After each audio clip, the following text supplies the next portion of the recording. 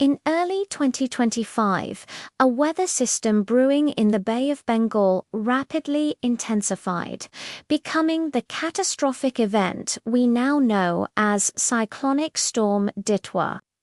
Today, we're taking a deep dive into its meteorological origins, the devastating impact it had on Sri Lanka, and the crucial lessons learned from the institutional response. So, how did Ditwah form?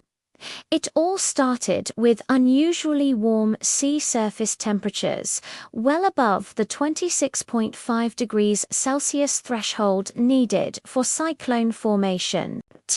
This, combined with low vertical wind shear and ample atmospheric moisture, created the perfect storm, literally. The system organized quickly, escalating from a deep depression to a severe cyclonic storm in less than 48 hours, its path aimed directly at Sri Lanka's eastern coast. The satellite imagery from that time is truly chilling, showing a perfectly formed eye, a clear sign of its immense power. When Ditwah made landfall, it brought with it sustained wind speeds of over 180 kilometers per hour and a storm surge that inundated coastal communities. The numbers are staggering.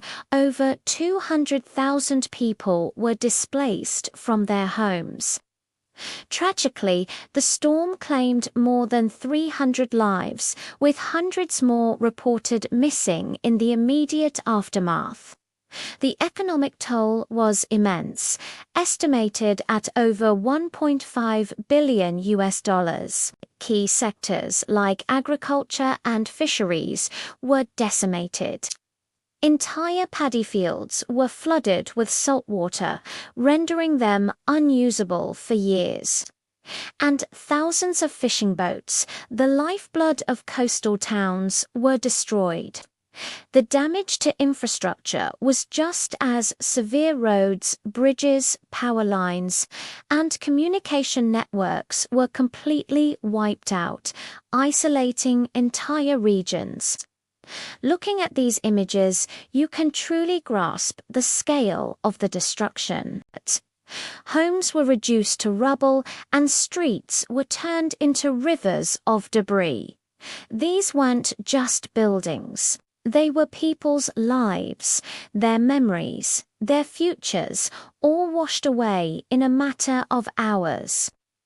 The human cost is impossible to quantify fully. Families were torn apart, and communities were left shattered, facing the monumental task of rebuilding from nothing. In the face of this unprecedented disaster, Sri Lanka's institutional response was put to the ultimate test. The Department of Meteorology issued early warnings, which were crucial in evacuating thousands from higher-risk zones. The Disaster Management Center, along with the armed forces, launched massive search and rescue operations. However, the sheer scale of Ditwah exposed significant challenges. Reaching cut-off areas was incredibly difficult due to destroyed infrastructure. The coordination of aid distribution, while well-intentioned, faced logistical hurdles, leading to delays in getting essential supplies like food, water, and medical aid to those who needed it most.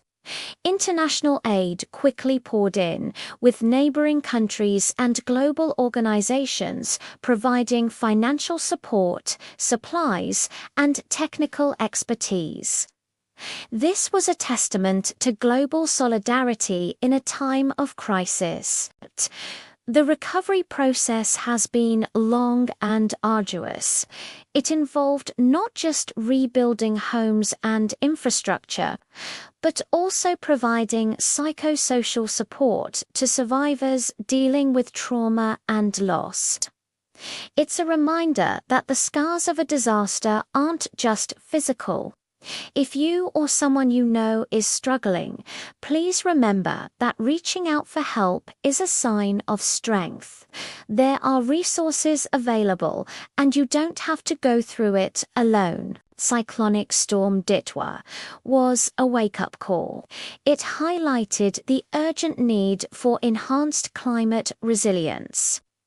Better early warning dissemination systems that reach the last mile, and more robust infrastructure capable of withstanding extreme weather events. As we move forward, the lessons from Ditwah must inform our policies and actions to better protect our communities from the growing threat of climate change. Thank you for watching.